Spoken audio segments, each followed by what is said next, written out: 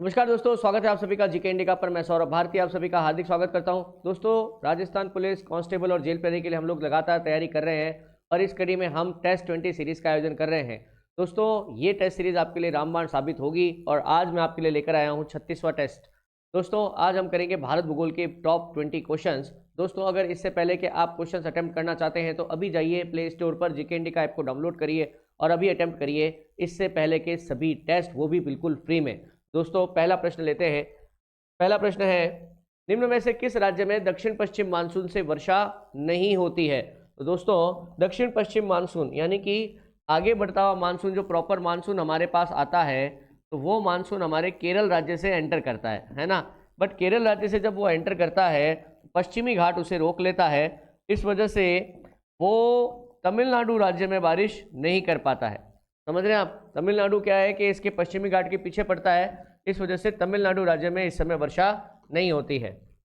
भारत में शरदकालीन वर्षा का क्षेत्र है, शरदकालीन वर्षा, है ना। शरदकालीन वर्षा दोस्तों ये होती है, शरदकालीन वर्षा होती है ना, ये होती है अक्टूबर नवंबर के महीनों में। इसको अपन लौटता हुआ मानसून भी बोलते हैं। अक्टूबर नवंबर में इसको और क्या बोलते हैं? लौटता हुआ मानसून। समझ रहे हैं आप? इस समय ऑलमोस्ट पूरे भारत में कोई कहीं खास बारिश नहीं होती है, सिर्फ पंजाब और तमिलनाडु। देखो, तमिलनाडु में तो होती है कि तमिलनाडु में क्या है कि जब लौटता हुआ मानसून आता है ना, इस तरीके से जाता है, ये इस तरीके से, है ना, इस तरीके से जाता है। तो एक्चुअल क्या होता है, थोड़ी नमी वाली हवाएं यहाँ पंजाब में बारिश कर देती है और बाकी बंगाल की खाड़ी से जो नमी वाली हवाएं आती है वो कहाँ पे बारिश कर देती है? वो तमिलनाडु में बारिश कर देती है। भारत में दक्षिण पश्चिम मानसून का समय कब से कब होता है? दक्षिण पश्चिम मानसून या जो हमारा वर्षा ऋतु है, प्रॉपर मानसून का समय है दोस्तों, ये होता है जून से सितंबर। भारत में मानसून के आगमन की तिथि है, मानसून का जो आगमन है उसकी तिथि है 1 जून। कितनी है? 1 जून। समझ रहे हैं आप? 1 जून से सीधा मानसून जब आता है, उसके बाद ये सितंबर के अंतिम महीने तक भारत के लगभग हर कोने में पहुंच जाता है।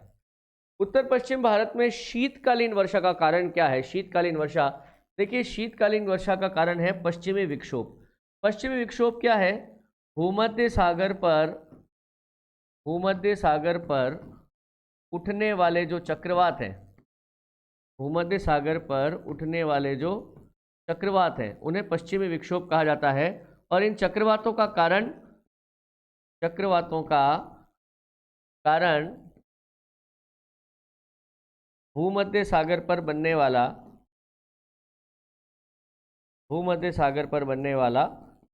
निम्न वायुदाब है। कैसा वायुदाब है? निम्न वायुदाब है। ठीक है। नेक्स्ट देखिए, कौन सा पर्वतीय क्षेत्र अधिकतम वर्षा प्राप्त करता है? तो देखिए, निम्न में से जो खासी की पहाड़ियां हैं, खासी की पहाड़ियां कहाँ पर है? ये मेघालय राज्य में है ना। गारो, खासी और जयंतिया, यहाँ पर अधिकतम वर्षा होती है। और आपको पता होगा, खासी पहाड़ियों पर ही मासिनराम और चेरापूंजी जो स्थित है, वो यहीं खासी की पहाड़ियों पर ही स्थित है। नेक्स्ट देखिए, कौन सा युग्म सुमेलित नहीं है? देखिए, ग्रीष्म ऋतु में भारत के कई स्थानों पर वर्षा होती है ना, उन्हीं की बात हो रही है। जैसे आम्र वर्षा उड़ीसा नहीं। देखिए, आम्र वर्षा होती है मालाबार तट पर, केरल का जो मालाबार तट है वहाँ पर आम्र वर्षा होती है। ये ग्रीष्मकालीन वर्षा है या प्री मानसून है, प्री मानसून की बारिश है। इस वर्षा से क्या होता है कि आम की फसल पक जाती है।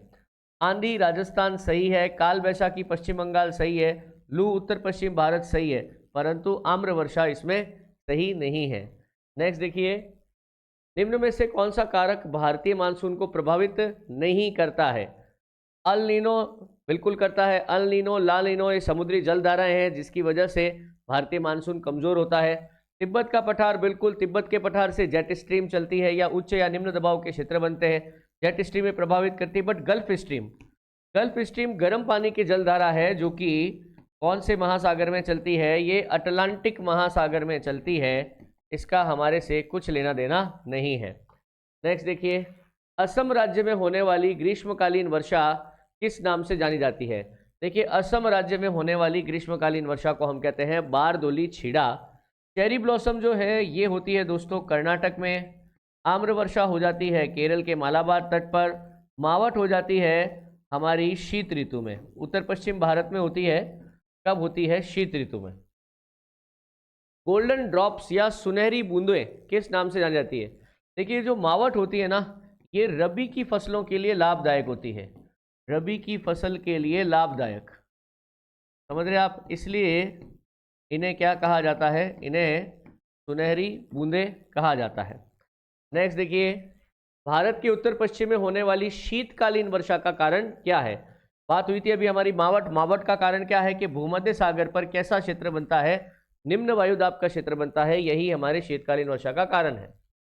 शीत ऋतु में भूमध्य सागर पर बनने वाले चक्रवातों को क्या कहा जाता है? देखिए चक्रवात क्या है? जब भी निम्न दाब की हवाएं और उच्च दाब की हवाओं की टक्कर होती है तो निम्न दाब बीच में फंस जाता है और उच्च दाब इसके चारों तरफ चक्कर लगाने लगता है, इसे ही अपन चक्रवात बोलते हैं। और इन चक्रवातों को जो भूमध्य सागर पर बनते हैं इन्हें पश्चिमी विक्षोभ या इंग्लिश में इनको कहते हैं वेस्टर्न डिस्टर्बेंस, वेस्टर्न डिस्टर्बेंस। ठीक है, नेक्स्ट आ जाओ, सर्वाधिक जैव विविधता कहाँ पाई जाती है? तो दोस्तों सर्वाधिक जैव विविधता हमें उष्णकटिबंधीय वर्षा वनों में मिलती है। वैसे सर्वाधिक जैव विविधता हमको मिलती है प्रवाल भित्तियों में, समुद्रों के अंदर मिलती है ना प्रवाल भित्तियाँ, या जिनको अपन क्या बोलते हैं मूंगे की चट्टानें, सबसे ज़्यादा इनमें मिलती है। उसके बाद सेकंड नंबर किसका आता है? उष्णकटिबंधीय वर्षा वनों का आता है। भारतीय प्राणी सर्वेक्षण संस्थान ZSI geological survey of India का जो प्रतीक है वो है दोस्तों लाल पांडा। लाल पांडा हमारे नॉर्थ ईस्ट में मिलता है ना, और कहीं और नहीं मिलता है, इसलिए इसको इसका प्रतीक चिन्ह बनाया गया है। गिर राष्ट्रीय उद्यान, गिर राष्ट्रीय उद्यान कहाँ है दोस्तों? गिर है गुजरात में, है ना। गुजरात में जो गिर राष्ट्रीय उद्यान है ये एशियाई शेरों के लिए प्रसिद्ध है। भारत में सबसे ज़्यादा एशियाई शेर यहीं मिलते हैं। दो कुबड़ वाला ऊँट, दो कुबड़ वाले ऊँट को दोस्तों बैक्ट्रियन ऊँट भी कहा जाता है ना। दो कुबड़ वाला ऊँट या बैक्ट्रियन ऊँट, ये दोस्तों मिलता है कहाँ पर? लद्दाख में।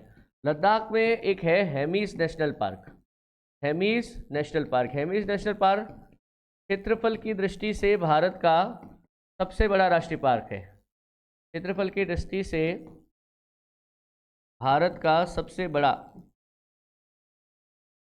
बड़ा राष्ट्रीय पार्क, समझ रहे हैं आप? यही कौन सा है? हेमिस नेशनल पार्क है। नेक्स्ट देखिए, भारत में जैव विविधता हॉट स्पॉट कौन कौन से हैं? देखिए वैसे तो भारत में 4 जैव विविधता के हॉट स्पॉट है। पश्चिमी घाट है ना, पूर्वी हिमालय या महान हिमालय भी बोल सकते हैं आप इसको, इंडो बर्मा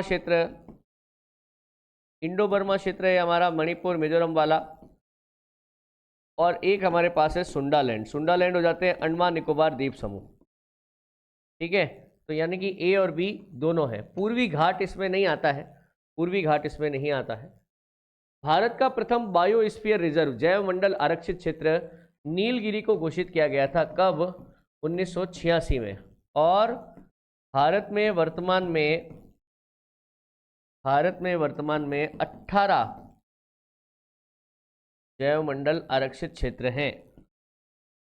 18 जैव मंडल आरक्षित क्षेत्र हैं। ठीक है, नेक्स्ट देखिए, वन्य जीव संरक्षण अधिनियम किस वर्ष पारित किया गया था? दोस्तों वन्य जीव संरक्षण अधिनियम पारित हुआ था 1972 में, 1972 में। एक सींग वाला गैंडा किस राष्ट्रीय उद्यान की पहचान है? दोस्तों एक सींग वाला गैंडा मिलता है काजीरंगा राष्ट्रीय उद्यान, जो कि कहाँ पर है? ये असम राज्य में है। नेक्स्ट देखिए, वर्तमान में कितने रामसर साइट्स हैं? दोस्तों वर्तमान में रामसर साइट्स की संख्या हो गई है कितनी? 85, है ना। और कभी आपसे पूछ ले कि सर्वाधिक रामसर साइट किस राज्य में है, तो सर्वाधिक रामसर साइट्स तमिलनाडु राज्य में है। कौन से राज्य में है? तमिलनाडु राज्य में है। तमिलनाडु में लगभग 16 रामसर साइट है। ठीक है, तो दोस्तों ये हमारे आज के टॉप 20 क्वेश्चंस थे। दोस्तों बनना है अगर कांस्टेबल और जेल प्रहरी तो आज ही जुड़िए जीके इंडिका से, ऐप को डाउनलोड करिए। आपके लिए मैं बेस्ट कोर्स लेके आऊँगा, ये मेरा वादा है। आप में से कई लोग परिचित होंगे, बड़े लंबे समय से मैं वर्दी को समर्पित संस्थानों में मैं पढ़ा चुका हूँ, है ना। तो ये अब आपके लिए एक कोर्स मैं पूरा लेके आ रहा हूँ, जिसमें पक्की बात है कि जितना हमारा पेपर का लेवल है उससे संबंधित पूरे सवाल हम कवर करेंगे। तो दोस्तों, आप अभी भी चैनल पर नए हैं तो जाइए, ऐप को डाउनलोड करिए, वहाँ टेस्ट सीरीज़ में आप सारे टेस्ट दे सकते हैं। अभी 75 दिन तक हमें चलना है, हम रोज़ नया टेस्ट आपके लिए लेकर आएंगे। अपनी तैयारी को जांचने का ये बहुत अच्छा मौका होगा। दोस्तों, आज इतना ही, मिलूंगा कल फिर से, तब तक के लिए धन्यवाद। जय हिंद, जय भारत।